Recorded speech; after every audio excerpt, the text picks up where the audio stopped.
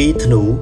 មរតកជាអមតៈតចំនួននៃស្មារតីពួតដៃគ្នាបញ្ចប់សង្គ្រាមបង្រួបបង្រួមជាតិផ្សារជាតិឯកភាពជាតិ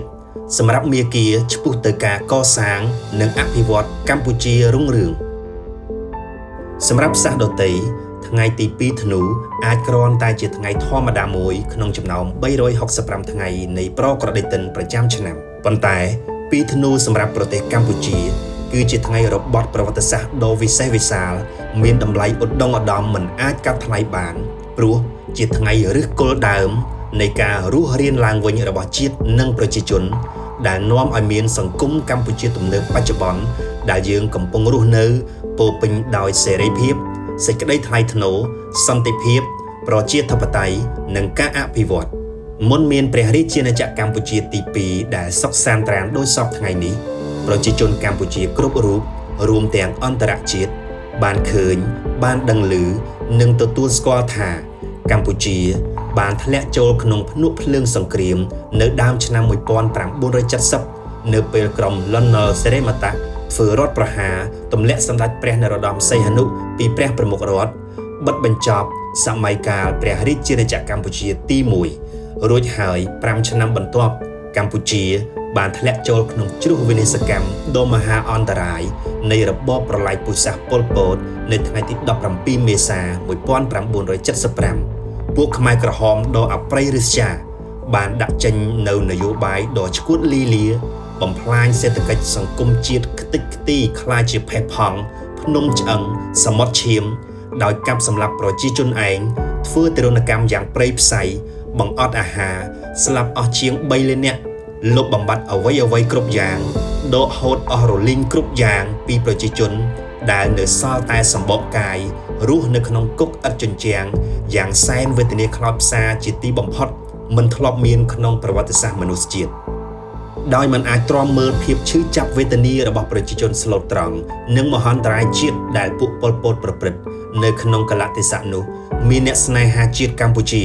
ដឹកនាំដោយសម្ដេចហ៊ុនសែនសម្ដេចហេងសំរិនសម្ដេចជាស៊ីមនិងអិសរាជជនដ៏ស្មោះត្រង់ចំពោះជាតិជាច្រើនទៀត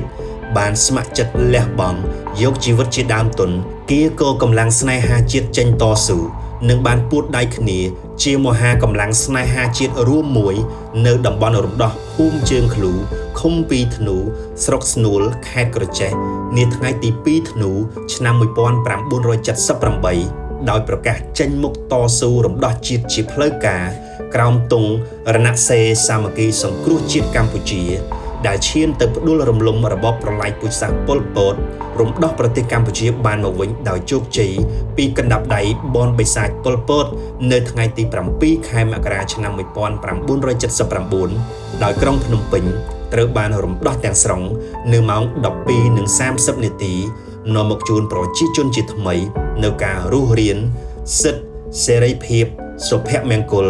សេចក្តីថ្លៃថ្នូរនិងអ្វីគ្រប់យ៉ាងដែលត្រូវបានដកហូតទាំងស្រុងដោយបង្ខំក្នុងរបបប្រល័យពូជសាសន៍3ឆ្នាំ8ខែនិង20ថ្ងៃ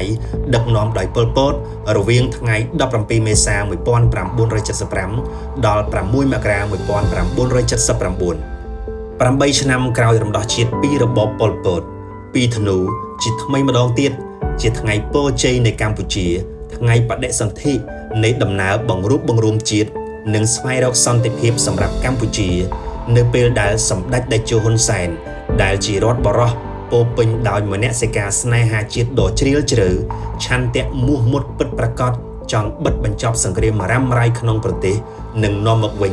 នៅសុខសន្តិភាពបរិបូរណ៍ជូនជាតិនិងប្រជាជនបានជំនះឧបសគ្គនិងរបាំងនានា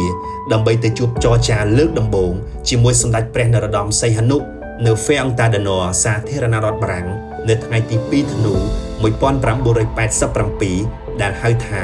ជំនួបសីហនុហ៊ុនសែនលើកទី1គឺជំនួបនោះហើយជាមេពូជបង្កើតបាននៅពេលក្រោយមកកិច្ចព្រមព្រៀងសន្តិភាពទីក្រុងប៉ារីស1991ហើយបង្កើតនៅប្រព័ន្ធនយោបាយប្រជាធិបតេយ្យសេរីពហុបកដែលជ្រើសរើសមេដឹកនាំប្រទេសដោយឆន្ទៈប្រជាពលរដ្ឋតាមរយៈការបោះឆ្នោតសកលរៀងរាល់5ឆ្នាំម្ដងតាំងពីឆ្នាំ1993ក្នុងរបបរាជានិយមអាស្រ័យរដ្ឋធម្មនុញ្ញនៃព្រះរាជាណាចក្រកម្ពុជាទី2 ពីធ្នូគឺជាថ្ងៃប្រវត្តិសាស្ត្រដ៏ឧត្តមឧត្តមដែលយើងទាំងអស់គ្នាចងចាំគោរពដឹងគុណលើកតម្កើងតជំនាន់មិនអាចបំភ្លេចបានពីធ្នូជានិមិត្តរូបនៃការរស់រានរបស់ជាតិនិងប្រជាជនឆ្លុះបញ្ចាំងនៅស្មារតីលះបង់ដើម្បីជាតិទឹកចិត្តស្នេហាជាតិបង្រួបបង្រួមជាតិឆន្ទៈមោះមុតកសាងជាតិកម្ពុជាពីធ្នូ47ឆ្នាំមុនរៀមច្បងយើងយកជីវិតជាដើមទុនដើម្បីតស៊ូរំដោះជាតិពីរបបប្រល័យពូជសាសន៍ប៉ុលពតដ៏ព្រៃផ្សៃសពថ្ងៃជាតិមានសន្តិភាពឯកភាពជាតិឯកភាពទឹកដីប្រជាធិបតេយ្យការអភិវឌ្ឍក្រោមម្លប់ដ៏ត្រជាក់នៃអង្គព្រះមហាក្សត្រនៃ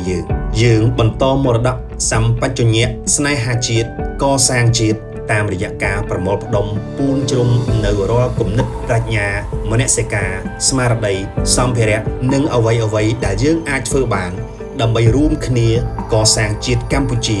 ឲ្យកាន់តែរីកចម្រើនជឿនលឿនរុងរឿងសុភមង្គលជាពិសេសសម្រេចឲ្យបានចក្ខុវិស័យកម្ពុជា2050ខ្មែរធ្វើបានយើងជឿជាក់លើកម្ពុជាឆ្ពោះទៅមុខ